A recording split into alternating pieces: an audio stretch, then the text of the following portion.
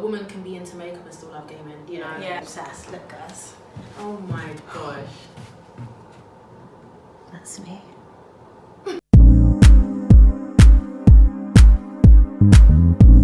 Hi guys. We're here with another What's Poppin' series.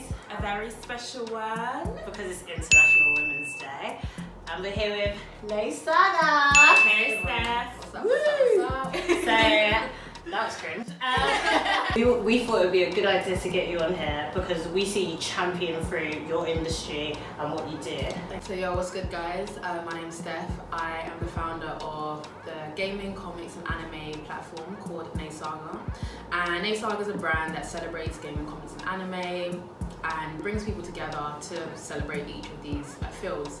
We host gaming tournaments, we also bring you guys news, you know, exclusives, reviews, recommendations. We also allow people to, you know, come to this platform to literally say their minds, say how they feel.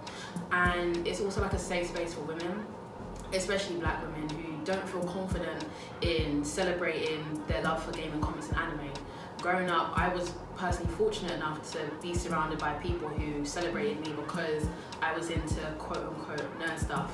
But there's a lot of women who feel very intimidated and who feel very shy, you know, and feel anxious to kind of be as confident as, again, myself. And this platform really helps them have a voice. And Nnesaga is a thing where also people escape from reality. My thing is that whenever I'm stressed or whatever, I go and play video games or I go and watch an anime, I go and read comics, and life can be very stressful. And if I can create something which takes you away from that, only for just 5-10 minutes, then that's my job. So yeah. Cool. So would you say it's definitely a passion of yours that you sort of made into a business, into a brand? Yeah, because literally I've always been a gamer. I've always been into comics, I've always been into anime, TV and film. It's something that was embedded in me when I was younger. And I never really saw this as it being a full-time thing until I guess I got a call in. And I feel like this is my purpose because anyone that knows me knows I like to help people. And anyone that knows me knows like when I'm all in, I'm always in. So it's a thing where like I feel like it was just my destiny to do this. I know it sounds really corny, but You get it. yeah. So yeah, it was my destiny to do this, and you know, I really feel like it's very unique, and I really feel like I've really helped a lot of people. And obviously sometimes I have my things where I'm just like, oh, I haven't done enough, but when you actually hear the responses and the people that support you, it means so much, you know. In terms of like the kind of audiences you attract, I would assume that it's mainly male dominated, right? But you also get the females come in as well.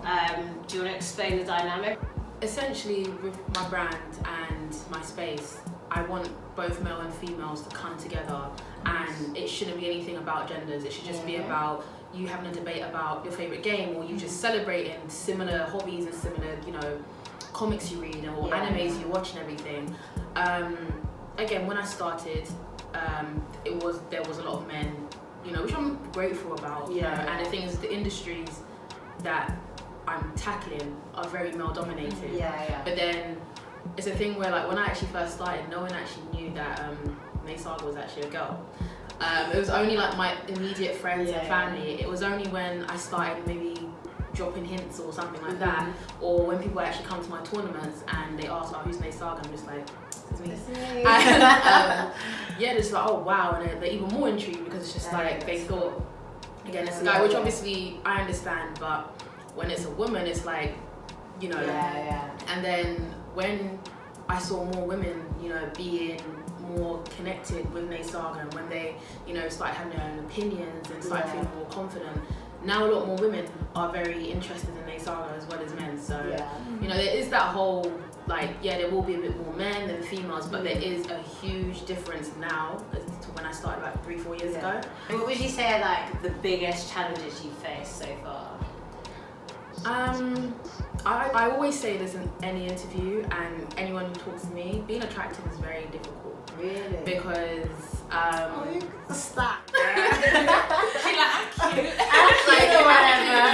first and foremost, as a woman, you have to love yourself first, and you have to be confident in yourself. And when you're confident in yourself, it shows in your work, it shows in your brand, and everything like that. So one of the things is being attractive. Okay. The industry is very male dominated, and you want to, let's say you know there's a proposal, there's a really big opportunity, but you can't do it because there's ulterior motives. And you know, so for example, a big company or somebody big will come to me and say, oh, I love Nnesaga, I love your brand, let's work together. I'm just like, okay, cool, this is fine. But then when they start sidestepping now and they want more than the business, it's just like, I have to drop that opportunity because I don't want them to feel like I want more than that. I just, you know, at the end of the day, I'm here for my bag. Like, I'm not here for anything else, you know. That's crazy. So that is they kind of take that in to sort of get in on you. And it's annoying. It's really annoying, and it's like, you know, they try to take advantage. And you just have to know, like, you just have to know your morals. You have to know where you stand. You have to know what your brand is about, what you will allow, what you won't allow. And I won't allow, if that means I have to work 5 more years harder to get to where I am, than working in a day because I had to do something for a man. I'd rather work those 5 more years because that's something that will be more sustainable, and I can go back one day and say, like, I actually worked hard for this. Another challenge is it's a very white dominated industry, but in all like platforms I'm on, gaming, comics and anime, it's very white dominated. So for a black person, especially a black woman, to have a voice and to try and, you know, break the barriers and everything is very hard. Another challenge is also being a woman. You know, men are always gonna have that upper kind of leverage because, again, especially in the gaming industry, there's a lot more men in power as opposed to women. There is women in power, but it's very scarce, or there's no one that's relatable to you or that looks like you to look up to. And with all these sort of really crazy big challenges, what keeps you driven, man? What keeps you going?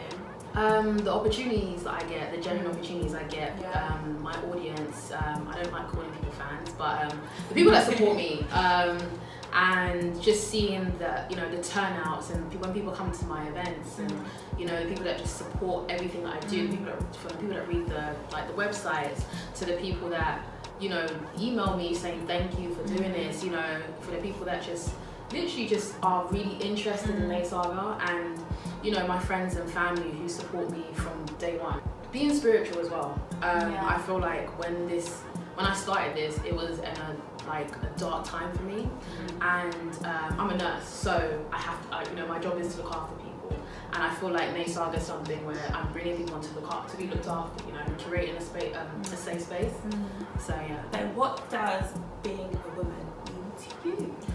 Being a woman is, you know, falling in love with yourself first. It's about empowering, you know, each other, empowering yourself. Like, if you are not all about yourself, you cannot tackle the world. And I know the world, it can get to you. There's times when you just want to crumble into a rock and stuff like that. But you know, exactly. You know, it's all of those. But it's a thing where, you know, it's about empowering each other. It's about being strong. It's about, you know, especially as black women, we have to always work 10 times harder to get to where we are. You know, it's about that determination. You know, it's about being fierce. It's about being confident. You know, all these things as well, and just put into perspective, and also just again looking out for our peers. You know, your mum can be like your great support system, just like my mother. And when I think of Women's Day, I think about my mother. I think about even my friends. You know, my female friends who keep me going, and keep me motivated, and everything like that. So I like that. Really positive thing. Do you like that? I like that. And you know what's really positive about what you're saying? There's nowhere there that you're sort of dismissing the other gender. It's all about what we have already, and I love that, because I think it's always so easy to be like, oh, because of men. Actually, okay, it is what it is, but it doesn't stop me doing what I'm doing and being great at where I'm at. And I like that. Thank you. And it's like, you can't dismiss men because there's no man without woman, there's no woman. Do you understand? It's so true. we have to coexist, and unfortunately there is sexism, you know, and there is, again, like the gender pay gap, like all those kind of things, but at the end of the day we have to coexist. And my brand is not about F men, you know, it's not about no, it's about, there's actually men who haven't even been confident in talking about gaming either, but they have this platform to just be vocal, say their opinions, and what's amazing as well is that when I throw my events or when I'm talking to people online, because they're interacting with each other, they actually make friends. You know, there's so many people that play online together because of my platform I created. Yeah. So good. So yeah. That's actually kind of why we started watching Pop-Up. We like bringing different kinds of people together because you just never know what could happen after that kind of thing. You know what I'm saying? And that's exactly why we do what we do, and like we always make sure like it's different kinds of people and different types in the industry and stuff like that. So and I think it's like an adrenaline hit when people like message us and they're like, oh, you know, because of this, now I'm doing this. We're oh, that's so cool. Like we love it. It doesn't even affect us. It doesn't really do anything for us, but just that, knowing that they're doing better because of X, Y, and Z. And because of what you know, you kind of put in the foundations and stuff. And within your kind of industry, what are the main changes you'd like to see? I want to see more women with a say. I want to be able to break down barriers. I want Nnesaga to be bigger than me. I want Nnesaga to be the brand where it has helped people get jobs, who has helped people get to higher places, who has helped people get into these kind of industries. I'd want to see more representation, more diversity as well, and I want to see more like companies take risks, because when companies take risks, they make a lot of money. I'll give you an example. When Rockstar, which is a gaming company, when they have like a big like gaming franchise called Grand Theft Auto, and when they made the game Grand Theft Auto San Andreas, the protagonist was black, and if my numbers are correct, that was the most sold. No, it wasn't. GTA 5 was, but San Andreas was one of their most biggest sellers, and the fact that they used a black person as a protagonist, you know, the numbers are there, the evidence is there, you know, and why so you used to play that? With my cousins. I'd be like, let me play with it's a cult classic, and it's a thing where like if more companies were to take risks and to give us these protagonists with black people, why can't it be a thing? Another thing with the industry, I have a really big pet peeve for gatekeepers. Now, gatekeepers are like men who shut you down because of your opinion, or they say this is how it's supposed to be. There's no this way, there's no that way. And for example, you don't have to be an avid gamer. Like you don't have to be a gamer who's playing every single day. There's a lot of women, especially, who actually love mobile gaming. They're not something that play on consoles, but they love mobile gaming. Does Candy Crush count? Candy Crush count. I like this. Candy Crush counts, and a lot more women actually play more games mobily than you know. That's actually interesting. Actually, why do you think that is? It's on the go. It's convenient. You know, it's not something. You have to buy a console. Do you understand? Exactly. And people don't think you're a gamer because all you do is play mobile games. No, actually you're a gamer. It's just that there's a level and there's a style of which you love your games. People prefer consoles. I prefer consoles and handhelds. There's people that prefer PC gaming. You know what I'm saying? So, but then you have the gatekeepers, the warlords, who say, no, you have to be a gamer if you have all these consoles. If you go through here, if you complete all the games. If you have everything, you know, and it's like I really want to kind of take away that stigma. I also want to change the stereotypes as well in the industry. You know, people feel like a woman, especially a gamer who's a woman, has to look a certain way. What was the first game you ever played? I honestly can't remember, but I know I had the SNES, so the Super Nintendo Entertainment System. That's the grey box, right? Yeah. We used to have that as well. I used to love it. I used to play. Is that the one where the things go in the back like that? The back, and then like the colour. Good. I do remember Street Fighter 2, which I played that. Yeah. I don't know if that was my first game. It wasn't my first, but it's one I remember with my chest. Yeah. I used to play games on the computer a lot. Sims? Did you play Sims? Yeah. And then my sister became obsessed with it, and then she used to buy all the new ones. Yeah, same. Like you buy like the extension packs. And I was obsessed. Yeah. I remember there was one summer I literally completed Call of Duty Modern Warfare 2. That's my favourite Call of Duty. I went through the whole thing, and then my brother was like, "Are you alright?" And I was like, "I'm just at home." I had nothing else to do. let me just completely. Yeah, like, so I just used to do that, and I'll literally go through until I see the credits at the end. I'm like, oh my god, I completed something in life, you know? It's awful because I have no patience. Like, I'll start, I even downloaded Candy Crush, but I deleted it. It's called CS2 or CSR or something, I don't know. But it's a car race. And that was good. Did you know that in iMessage now you can play games with each other? No. Oh my god, I started doing Connect 4, snooker. Oh my god, Oh my god, Connect 4! I'm literally obsessed. Shit. Yeah, like I like games like Candy Crush, like stuff that just you don't think about anything. You're just like Yeah, it's I'm very obsessed. Like I literally have to puzzle tell games myself. kind of, Yeah, right? yeah. I literally have to tell myself, okay, Steph, if you lose this last one, you have to come with it. Like, I'm on Right, like level so- 1,000. What the hell? Yeah, I am. Oh my gosh. I was- And it's never ending. Yeah, it just keeps going, and I get obsessed. Look, guys. Oh my gosh. That's me. Or what are your favourite games at the moment? At the moment, I'll be honest, I haven't played that much because I've been the way Nnesaga has gone. It's just went from this to this. That's So good, though. yeah, so I haven't had time to play anything. But the last game I played, which I really enjoyed, was Smash Bros Ultimate on the Nintendo Switch. And before that, Spider-Man. Games I'm looking forward to this year: Devil May Cry 5, which is coming out next month. Anthem, which is coming out this month. Shout out to EA, they just sent me a copy, so I need to. Yes, I need to review that soon. So cool. Thank you. We're trying some baby steps. EA. I mean, holy baby. I mean, everyone knows about fucking EA. Do you guys used to play dogs on Nintendo? Yeah, Nintendo. So That's the only thing I can drink. I loved it. But you had a Wii as well. Oh yeah, we had a Wii. Oh, you know what? we had a Wii. You know what? When Wii came out, that was the best thing. I was obsessed. Obsessed. I was obsessed. Especially with I had Wii like Sports. 6-7 games. We Wii had Sports was very popular. Super Smash Bros. I was obsessed with Super Smash Bros. I had Cooking Mama. Yeah. Oh my god, thing. it was so good. I would have it. Oh my god, I'd be on that all night. No, the Wii was very popular. I never had that. I had the Wii U. Yeah. No, it was the Xbox because we had Guitar Hero.